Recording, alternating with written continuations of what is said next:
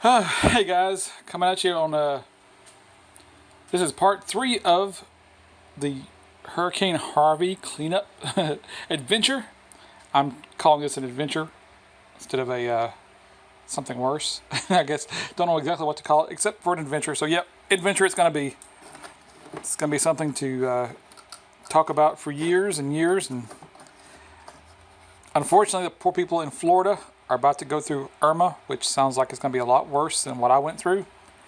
Anyway, you can tell by my pile of stuff here that the mail is running again. FedEx is delivering again some stuff I had ordered. It came in the mail. These little fidget spinner stands. I actually ordered 2 different kinds from 2 different manufacturers because you never know what you're going to get when you're ordering from China. So I bought, I think, 5 of each to see which ones were better. Anyway, I'll get around to reviewing these eventually. And also, I saw these round spinners, so I thought I'd get one of each kind. And of course, I ordered these before the storm, so my idea was to have all these different colors and review them because it just looked kind of cool and hadn't had these type of spinners before. Anyway, this is the intro to the third part. Just kind of wanted to walk around and show you that I am clearing things out little by little. I am sending my stuff off to Amazon.com. Got to get my butt in gear and actually get my Amazon business up and going to help pay for all the replacement flooring here. I don't know exactly when the insurance adjustments will come out, but they've told me that because I did not purchase flood insurance that I won't be covered, so I may get a little bit of coverage from FEMA, may or may not. I'm not counting on anything except my own, I guess my own wherewithal, my own wits, my own ability to take care of myself. And anything on top of that will be gravy, and I will be grateful for it. Anyway, I just wanted to do this little intro to the part 3. I hope you I guess enjoy it is, yeah, I hope you do enjoy it. It's a little bit entertaining because it is kind of it is kind of therapy for me to make these videos and put them out there, kind of get it off my chest. Because even though you hear me laughing and smiling on the camera, it is a bit of a hassle. I guess that's the best word for it. Yep, anyway, enjoy the video, and hopefully you will learn a few lessons from preparing for storms. Don't take them lightly. Anyway, I'll talk to y'all later.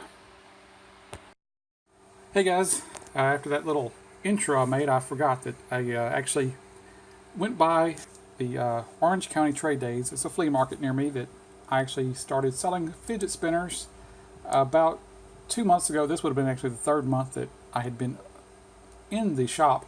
So I just wanted to give you a little tour of the shop and let you see what the hurricane damage was, and kind of just show you the stuff I'd left behind, how they're tearing out the drywall and things like that. Anyway, I really didn't have anything left behind in the shop other than my tables and a few props, stuff to display the spinners on, and just want to kind of show you the cleanup operations for the Orange County Trade Days. And then we should be back open next month, September. Not September, October. The October Orange County Trade Days should be back open again, and I should be back in business. So in addition to doing the flea markets, I've got my own little online shop going on with selling fidget spinners. And just kind of want to give you a tour of everything and let you see how how my little shop fared. I'll talk to you later. As well, water's receded pretty good now. You can see how the grass was bent from the current. Still going down, but it's not going down very fast. The local rivers, Neches River and Sabine River, they're both maxed out on their capacity, so they're also releasing water from the dams to prevent the local dams from rupturing or failing. So that means it's going to take a few more days for this to drain off. But the good news is all I really lost was some carpet, as far as I can tell so far. And my dad was able to drive in today. He's got a truck that's a few inches taller than mine, or the bottom of the truck is a few inches higher than mine, so you can get in and out. There's just nothing to go out and get. All the local stores are sold out of everything. There's a convoy of grocery trucks coming for HEB and Kroger and other, I think Market Basket is our other local big chain store for groceries. I'm sure Walmart's got their convoy of trucks on the way too. Ace Hardware, they reportedly saw Ace Hardware trucks in a convoy on the way here. So really all I do is just hang out and wait for the water to recede some more. And just don't have any internet. I don't have any internet. I got electricity, no AC though, so it's gonna get warm. So that kind of wraps it up for now. Not really much else to tell. You can see I'm standing here in the front yard. There's my front porch. So the water was above the front porch and coming in the house by an inch or so. And I'm slowly tearing the carpet out. So I'll wrap this up for now. Not much else to say, and I'll talk to you later. Oh, hey guys, this is day 3 after the Hurricane Harvey. As you can see, the water in the yard has receded. The water in the street has fallen quite a bit. It's falling by the minute. I can actually almost see it draining away, but see out there, that's the corner of my street where the biggest part of the water is coming in or going out. It's draining from the rest of the neighborhood, so it's going to be a while before it's all gone back down to ditch level water. I guess the water's back down into the ditches by themselves. People are getting in and out using 4-wheel drive pickup trucks. You can see I got some of my carpeting tore out already. Give you a little tour of the house. Helicopters are flying over here occasionally. I was trying to get my camera out so you could see the different kinds of helicopters. We got all kinds of rescue helicopters. I guess if you're in dire need, they could come pick you up. I've been listening to the radio. I got a little emergency radio that I put away after 2005, 2006 when that massive hurricane hit the Texas coast. And I've been listening to my local radio station, and not a whole lot of information about Vidor itself. A lot of information about Beaumont, Lumberton, the bigger cities, Orange, people trying to get in and out of Louisiana to basically get supplies, get dehumidifiers, get fans, get generators. So I got this little section tore out right here. I'm trying to figure out the logistics of exactly how to move all my stuff around, because you can see I got everything piled up. I got everything piled up off the floor like this igloo cooler right here. As the storm was moving in the other night, I started putting everything I possibly could up on top of plastic storage bins. So you can see the old treasure chest that I had photographed for the spinner giveaway. I got it up on top of a plastic chest and piled everything onto my couch. And fortunately, you can see my stuff down there. There's my internet, basically my wireless, my router, my backup battery, everything. Power went off last night around 8 o'clock, so I got no communications at all with the internet, no cell phone service. I'm recording this on my cell phone, but just for later purposes. There's my RAID system. That's the one mistake I made. I didn't realize I left the little power supply on the floor, and I think it got some water in it, but basically the RAID does not come on anymore. I have to buy me a new battery for that one. All my spinner supplies, more spinner supplies. Yeah, it's a pretty big mess. I took some time to tear out the carpeting here in the hallway, just kind of experimenting, trying to figure out exactly how I'm gonna keep moving stuff around. See, there's my little photography studio, and I don't know if you can see my little camera over there on the little tripod, little black thing right there, little tripod. Yeah, my whole neighborhood, except for a couple people, has bugged out.